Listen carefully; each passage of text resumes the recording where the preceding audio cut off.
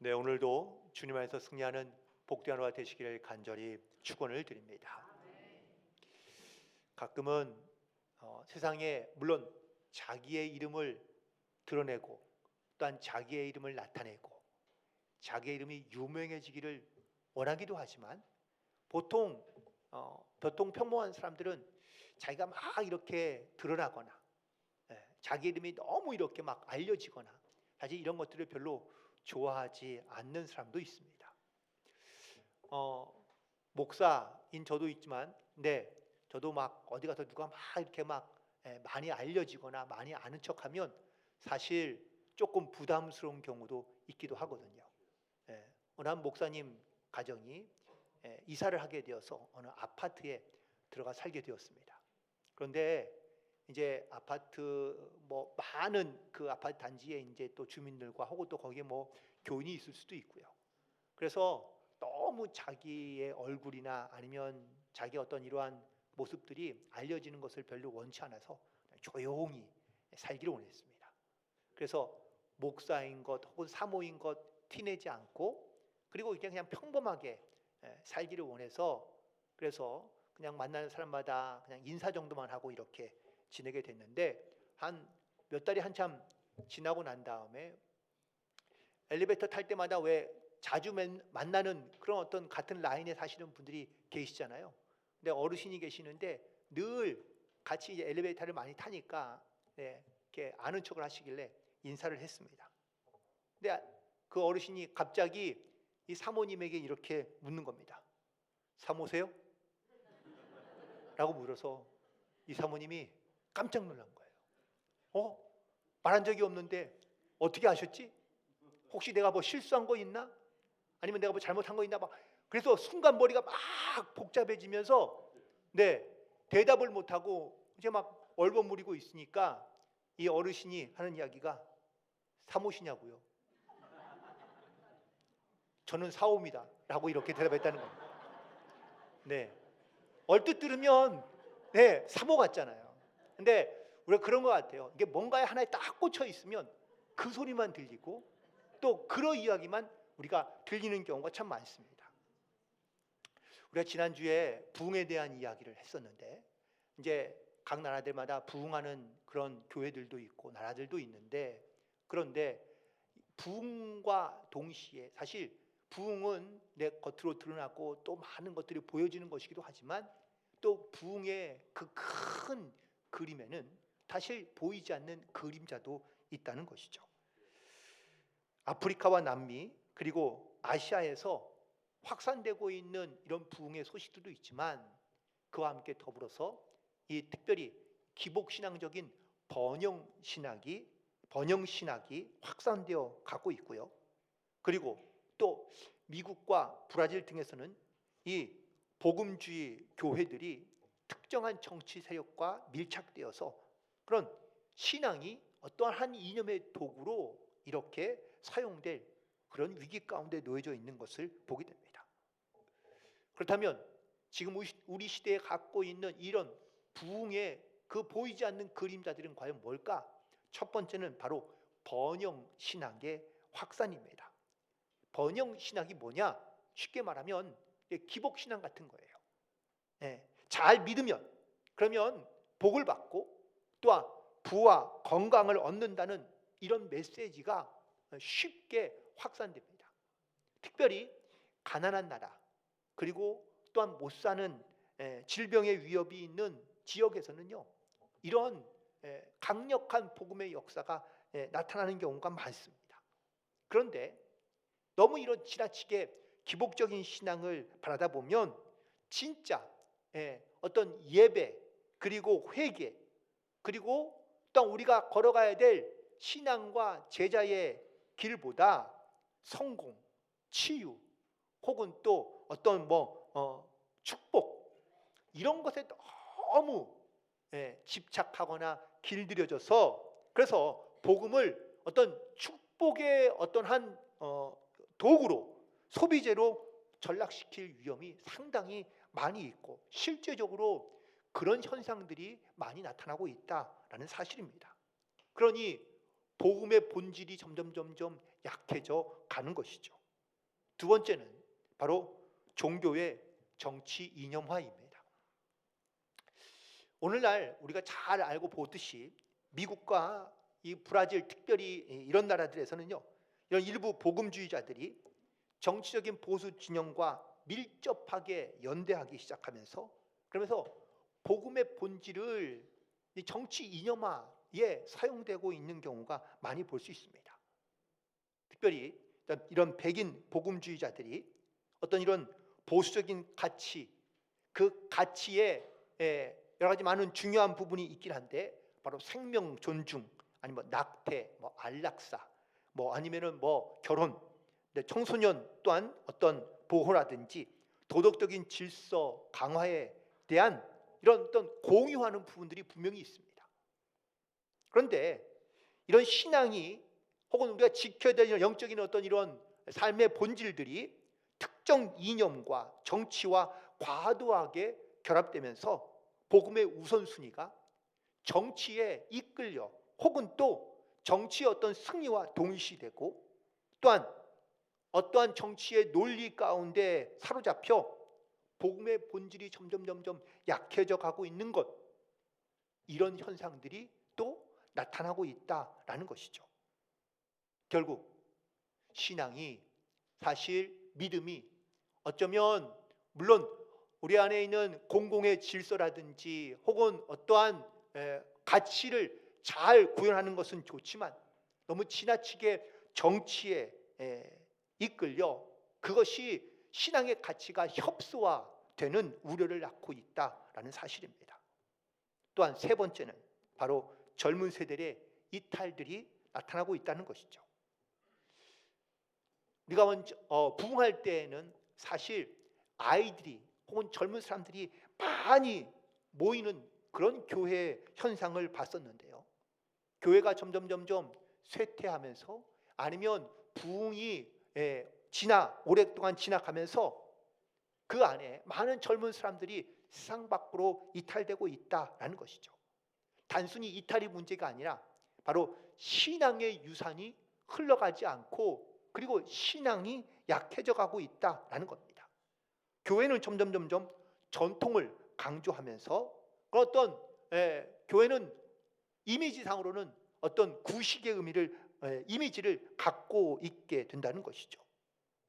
목회 데이터 연구소의 조사에 보니까 개신교 청소년의 인구가 지금 2025년도에 보니까 전체 교인의 약 14%밖에 되지 않는다고 합니다. 또 한국 리서치의 2024년도 조사에 의하면 교회의 구성원이 20대가 보통 15%, 30대는 18%, 40대는 20%. 그래서 이 세대를 합쳐봐야, 그러니까 10대, 20대, 30대, 40대까지를 합쳐봐야 교회 50%밖에 되지 않고, 그 50대 이상이 교회의 절반 이상을 차지하고 있는 그러한 교회가 되었다라는 것이죠. 그래서 교회 안에 조금 더 어떤 이러한 포용성을 가지고, 또한 신학적인 어떤 이러한 젊은 세대와 함께 이야기를 나누는 그러한 모습, 혹은 그러한 교회의 변화가 필요하다는 것을 말하고 있는 겁니다. 세상 어느 곳이든 밝은 곳이 있으면 어두운 곳이 있고, 높은 건물이 있으면 그림자가 크게 드리워지는 것은 분명한 사실입니다. 한국 교회가 엄청나게 그리고 급속도로 성장한 것은 분명한 사실입니다. 부흥했었습니다. 부흥하고 있습니다. 하지만 부흥과 더불어서 또한 그 그림자도 역시 크게 드리워지고 있다라는 사실인 것이죠. 이런 부흥의 그림자를 가만히 살펴보면 어쩌면 오늘 우리가 함께 읽은 이 본문에 있는 말씀인 씨 뿌리는 비유와 매우 흡사하게 닮아 있다는 것을 느낄 수 있습니다. 길가, 돌밭, 그리고 가시밭. 오늘 그 세 번째 이야기, 가시 떨기밭에 대한 이야기를 함께 나눌 텐데, 그런데 이 가시 떨기밭의 매우 특별한 특징들이 바로 이 우리가 듣고 있고 보고 있는 이런 교회 부흥의 그림자와 매우 닮아 있다라는 것이죠. 먼저 가시밭과 그리고 돌밭의 공통점과 차이점이 있는데요. 먼저 공통점은 바로 고난과 그리고 그 고통이 비슷하다라는 겁니다. 특별히 밭에 떨어진, 돌밭에 떨어지든 아니면 가시밭에 떨어지든 모든 다 환난과 박해가 있는 것을 알 수 있습니다. 신앙과 믿음을 우리가 지키며 살아갈 때 반드시 환난과 핍박과 그리고 고난도 함께 있다는 것을 알고 있는데요. 그런데 이 가시밭에 있는 환난, 어려움, 힘듦은 과연 뭘까요? 그건 바로 걱정과 근심과 염려거리들입니다. 대부분 다 환난과 핍박이 다가오면 근심과 걱정과 염려로 가득 차게 됩니다. 아프면 어쩌나, 행복이 깨지면 어떡하나, 아니면 뭘 먹으면 좋은가, 아니면 내가 뭘 하면 좋을까. 우리는 살아가면서 찾아오는 이런 수많은 환난과 박해 속에서 우리는 어찌할 바를 모르거나 어떻게 해야 될지를 알지 못한 채 염려하는 경우가 많습니다. 물론 염려와 고민의 모양은 조금 다를 수 있지만 염려와 근심은 다 똑같다라는 것이죠. 자, 그렇다면 차이점은 과연 뭘까요? 돌밭의 특징은 이겁니다. 돌밭의 특징은요, 쉽게 표현하면 시련과 환난이 갑자기 찾아오는 겁니다. 한순간에. 많은 사람들이 갑작스럽게 찾아온 고난과 환난에 대부분 다 염려와 근심이 쌓일 수밖에 없고 그리고 고통을 느낄 수밖에 없습니다. 마치 사자가 먹이를 기다리고 있다가 그리고 한 번에 그 먹이를 채듯이 틈이 보이면 사자는 분명히 우리 가운데 시험하고 또한 폭풍같이 우리를 몰아갈 겁니다. 이것이 바로 돌밭의 특징이라면 가시밭의 특징은 뭘까요? 갑자기 찾아오는 고난이 아닙니다. 이거는 항상 늘 변함없이 늘 내 곁에서 있는 그런 염려와 근심입니다. 우리 살아가면서 매번 염려하고 근심하는 것, 재물에 대한 근심, 건강에 대한 근심, 가족에 대한 근심, 자녀에 대한 근심, 이게 떠나지 않는 것이죠. 그러므로 말미암아 이 근심이 우리 가운데 항상 있는 이런 상태를 바로 가시밭이라고 말할 수 있습니다. 그렇다면 이 가시밭에 있는 염려와 근심들은 과연 어떤 근심일까? 오늘 예수님께서는 이 가시떨기에 있는 비유를 이렇게 설명하십니다. 22절에 있는 말씀에 보니까 가시떨기에 뿌려졌다는 것은 말씀을 들으나 세상의 염려와 재물의 유혹에 말씀이 막혀 결실하지 못하는 자라는 겁니다. 자, 그렇다면 먼저는 세상의 염려인데요. 여러분, 세상의 염려는 과연 어떤 것들일까요? 마태복음 6장 25절에 있는 말씀에 보니까 예수님께서 말씀하시길 목숨을 위하여 무엇을 먹을까? 무엇을 마실까? 몸을 위하여 무엇을 입을까? 하는 것이 이것이 바로 세상 염려라는 겁니다. 여러분, 오실 때 뭘 입고 올지 고민 안 하고 오신 분 계세요? 오늘은 날씨가 추운데 이 옷을 입어야지. 오늘 날씨가 조금 따뜻한데 이 옷을 입어야지. 여러분, 심지어 오늘 입을 옷 다 어제 이미 벌써 결정해 놓고 그리고 옷 걸어놨다가 아마 입고 오신 분도 분명히 있을 겁니다. 여러분, 우리가 밖을 나가려면 누굴 만나려면 뭘 입을지가 고민입니다. 어떻게 입어야 될지도 고민인 것이죠. 또 쉽게 우리는 뭘 먹을지 항상 고민합니다. 지금도 점심 고민하시죠? 좀 이따가 저녁 고민하실 거 아니에요. 저희 아내는 메뉴판 좀 짜놨으면 좋겠다고 얘기하더라고요. 이만큼 먹는 게 고민이에요. 뭘 먹을까? 뭘 입을까? 항상 우리는 이 염려와 근심이 떠나지 않습니다. 그런데 이 염려가 우리가 염려한다고 사실 해결될 수 있는 문제는 별로 없습니다. 대부분 우리가 알듯이 대부분의 사람들이 염려해도 혹은 또 걱정해도 해결되지 않는 것들만 염려한다고 대부분 얘기하더라고요. 마태복음 6장 27절에도 예수님 말씀하십니다. 누가 염려한다고 자기 키를 한 자나 더 크게 할 수 있겠느냐라고 말합니다. 걱정한다고 염려한다고 그 문제가 해결되는 건 아닙니다. 또 안 될 일이 되는 것도 아닙니다. 이 염려가 과연 어느 가운데 이 염려가 과연 어떤 염려들이 이렇게 많은가? 끊임없는 염려, 걱정. 그래서 사도 바울도 빌립보서 4장 6절에 말합니다. 아무것도 염려하지 말고 다만 모든 일에 기도와 간구로 너희 구할 것을 감사함으로 하래라 라고 말씀하고 있습니다. 여러분, 정말 우리가 이 먹는 것에 아무것도 염려하지 않고 과연 우리가 살 수 있을까? 염려하는 것이 나쁘다고 말하는 건 아닙니다. 그런데 지나치게 염려하는 것이 결국은 그 영을 죽이고 그 삶을 피폐하게 만든다라는 것이죠.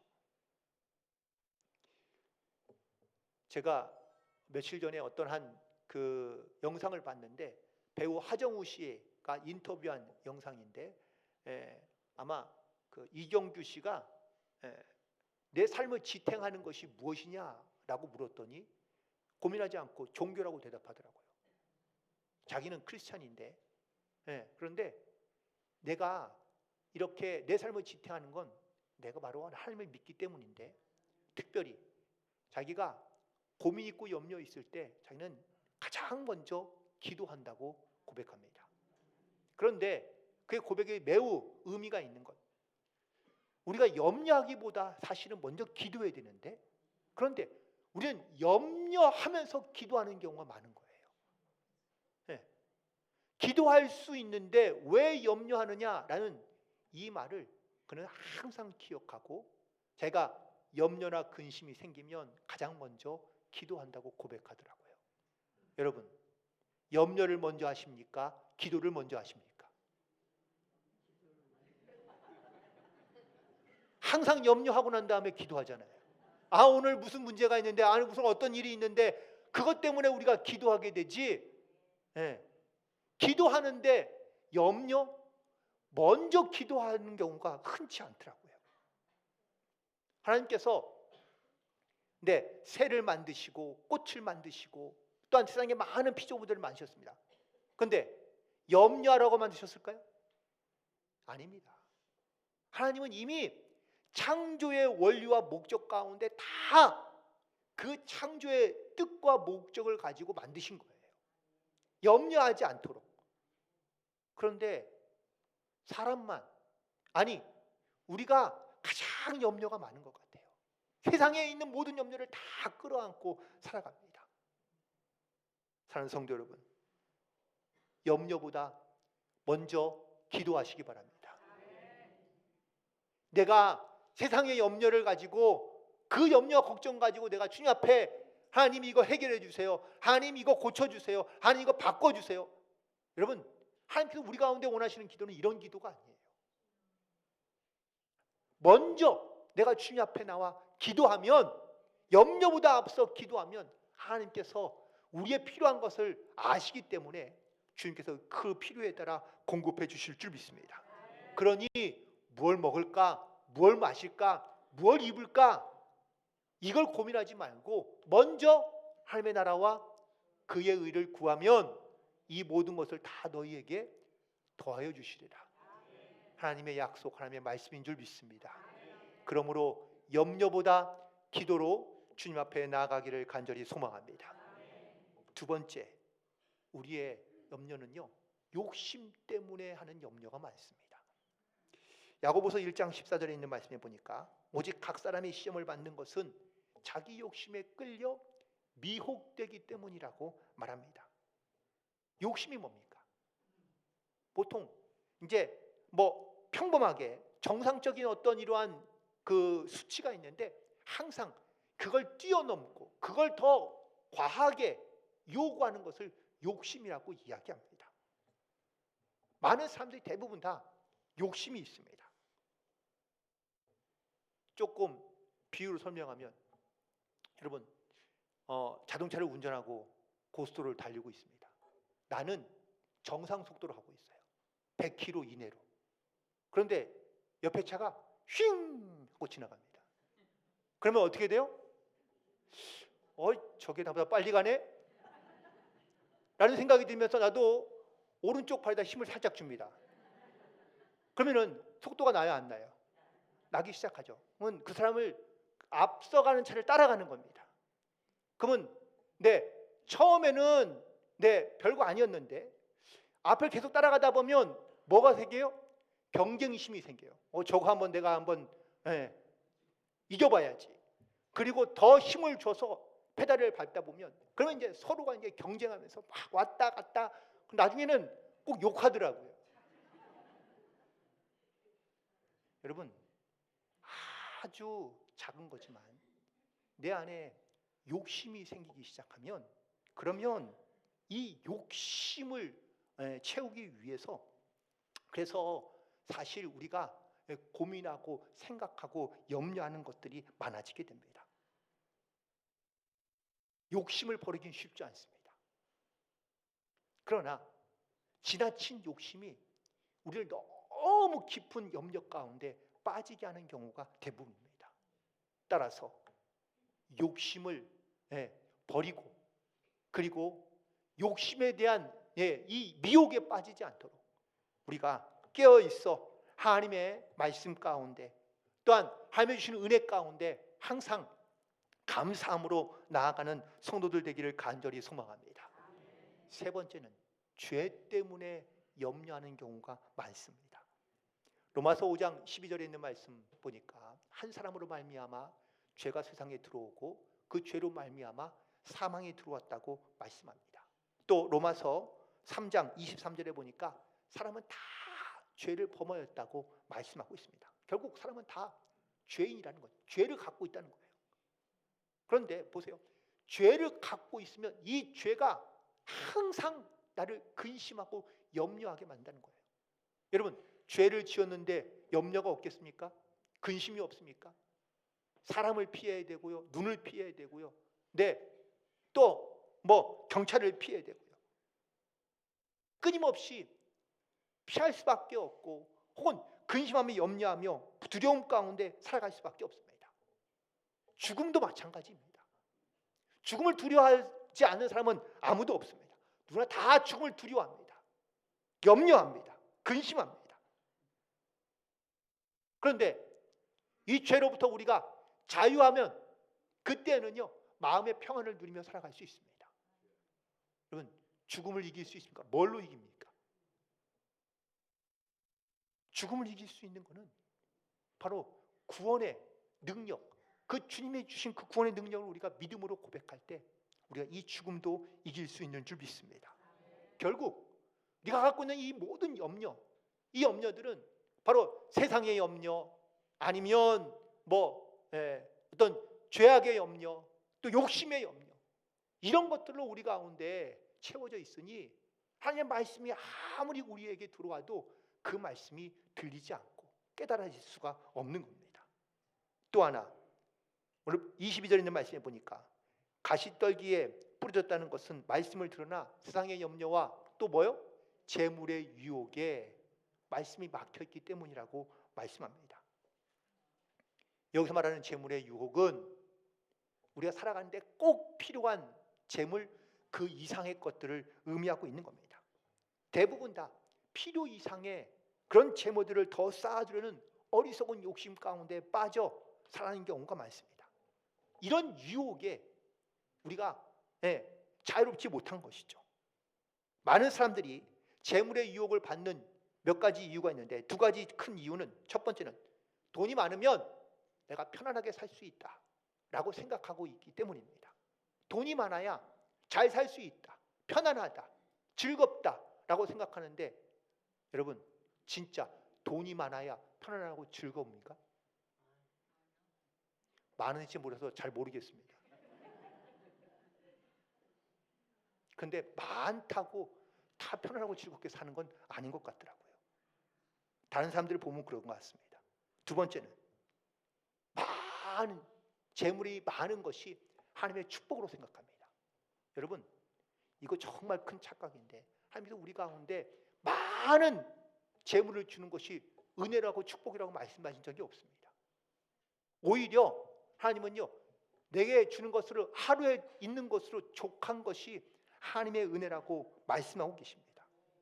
그런데 우리는 많아야 이것이 하나님의 축복이라고 생각하고 있다는 거예요. 마태복음 19장에 부자 청년이 등장합니다. 이 부자 청년이 예수님께 찾아와 묻는 질문이 이겁니다. 내가 어떻게 하면 영생을 얻겠습니까? 계명을 지켰느냐? 잘 지켰습니다. 그러면 네가 가지고 있는 재물을 가는 사람에게 나눠주고 넌 나를 따라라 라고 말씀하시자 이 부자 청년이 근심하며 돌아갑니다. 22절에 있는 말씀이죠. 재물이 많음으로 이 말씀을 듣고 근심하며 갔다는 겁니다. 왜 근심했을까요? 어떻게 나눠줄까를 고민했을까요? 아닙니다. 이걸 갖고 있으면서 내가 어떻게 영생도 얻을 수 있을까? 욕심을 내려놓지 못하니 근심할 수밖에 없는 겁니다. 여러분, 우리가 이렇습니다. 우리도 여러 가지 문제로 근심합니다. 세상의 염려, 물질의 유혹에, 사실 이 유혹에 막혀 아무리 우리가 주님의 말씀을 드려도 하나님의 말씀의 결실을 맺지 못하는 겁니다.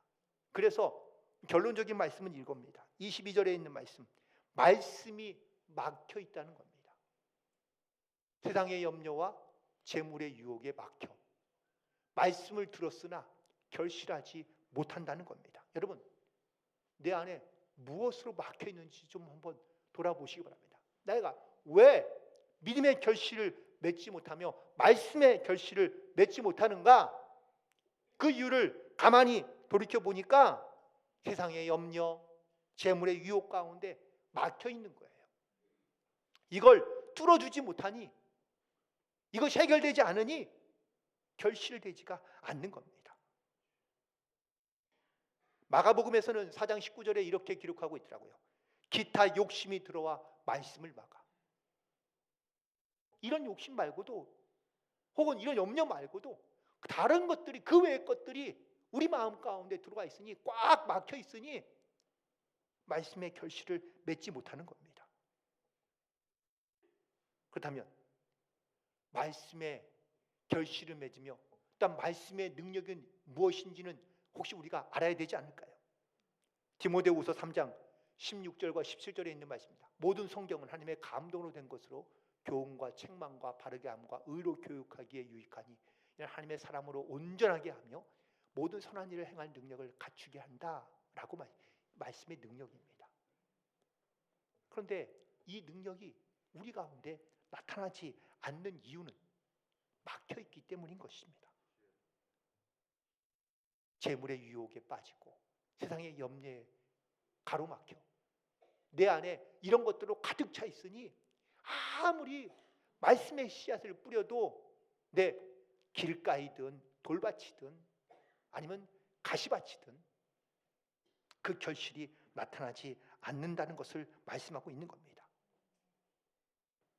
결국 우리의 심령과 우리의 영혼 가운데 나는 과연 어떠한 영적인 상태인지를 반드시 돌이켜보시기 바랍니다.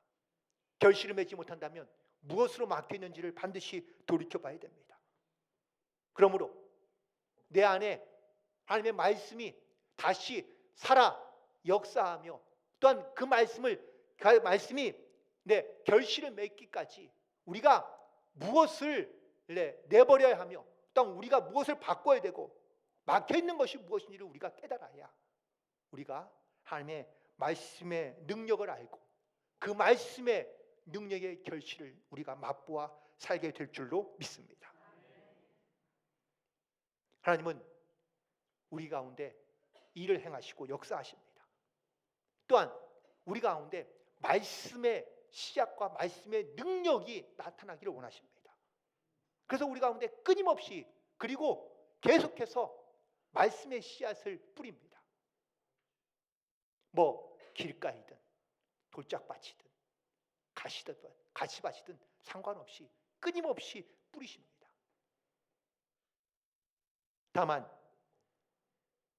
가시밭은 우리 안에 있는 이런 씨앗이 뿌리를 내리고 자라긴 하지만 우리 안에 여전히 이런 막혀있는 세상의 염려, 재물의 유혹, 그리고 이런 어떤 욕심으로 말미암아 내 안이 꽉 막혀 있으니 하나님의 말씀이 씨앗이 자랄 수가 없는 거예요.